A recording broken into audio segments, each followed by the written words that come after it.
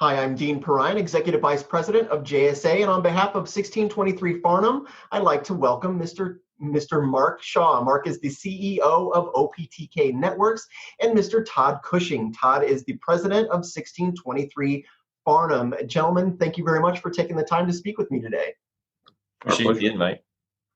You got it. So let's just go ahead and jump right in. Mark, we're going to start with you. Why don't you start a little bit by telling our viewers a little bit about OPTK Networks. And I understand that you've had a major rebrand. So why don't you tell us a little bit about that too? Sure. We're OPTK Networks is how you pronounce that. We went with the different spelling to set us apart, but OPTK is a little easier to pronounce. We're a fiber-based communications provider. We're business only. We provide a carrier-grade service. We have very large internet connections out to the world, home back to several different geographic gateways in Omaha, Denver, Minneapolis, and Chicago. We also provide Ethernet backhaul for cellular carriers. Cell phones work best when that signal is brought down from the tower as soon as possible and transported over fiber. We provide Ethernet transport around the state and into the surrounding states. Essentially, we provide a high-speed, highly reliable, large bandwidth connection both in and out of the state for national and regional carriers, schools, government agencies, and businesses like banking and healthcare. Really, anyone who relies on their data connections in order to do their business is a good fit for our product. In terms of a really brief history, we're about 10 years old. We started by connecting some of the independent phone companies together, and then we built our own fiber from Chadron to Sydney and Sydney to Omaha. And we also built some metro fiber in the towns we passed, like Chadron, Sydney, North Platte, Grand Island. And we have extensive metro fiber in Lincoln and Omaha. We also have direct fiber access in many of the smaller towns that are along those same corridors.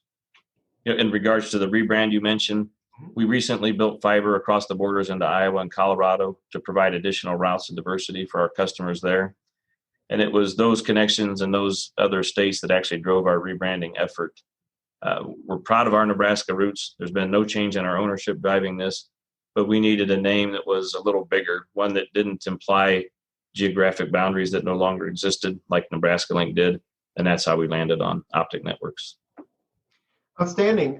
So you mentioned some Denver info in there. Why don't you tell us a little bit about the new and exciting things that are coming out of the OPTK, the newsroom with regard to Denver?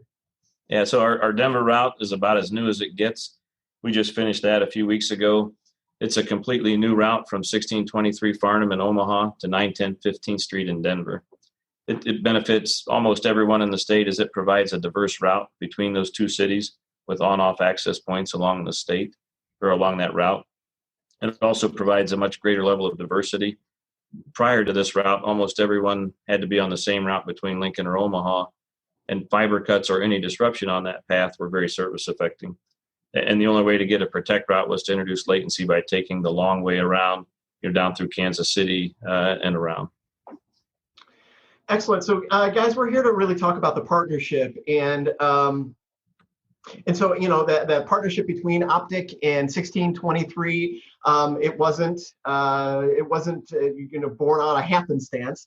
But so why did 1623 Farnam ultimately decide to partner with OPTK and vice versa? And, I think back in the day, it was we sort of picked each other just by proximity. It was 1623 was an address. It's where our other carriers were starting, but the Nebraska Link, now OPTK, were in the first three that decided to come to that address. So they have built out several connection points from our facility to the locations that Mark mentioned earlier. So we're important to their network, which we appreciate, but we also see that they're part of our ecosystem of what we're trying to grow in our business and who we want to be. So as their business evolved from what they were, and if more products, more services are added, it falls right in line with what we want to do. So they've always been, high integrity folks that our commitment was good, was important, and was good to have a relationship with. But we have found that the location sort of picked itself, and that's how they ended up there. Very good. I'll just add to that quickly. Our decision to terminate the fiber out at 1623 was pretty easy. Like Todd said, we've been with them from the start. They're the carrier hotel in Nebraska. They provide reliable and responsive service. we couldn't ask for a better partner. And so honestly, we didn't really entertain any other option. We always knew that we were going to terminate this fiber at 1623, even back to when we first started planning the route. That's great. I mean, it's good to have those relationships, right? But why don't we talk a little bit about how the partnership ultimately helps your individual customer bases? And Todd, why don't we start with you? Tell us a little bit more about how that partnership again helps your end user customers. You bet. So a lot of times people will come to us and we're neutral relative to carriers and who you might come with.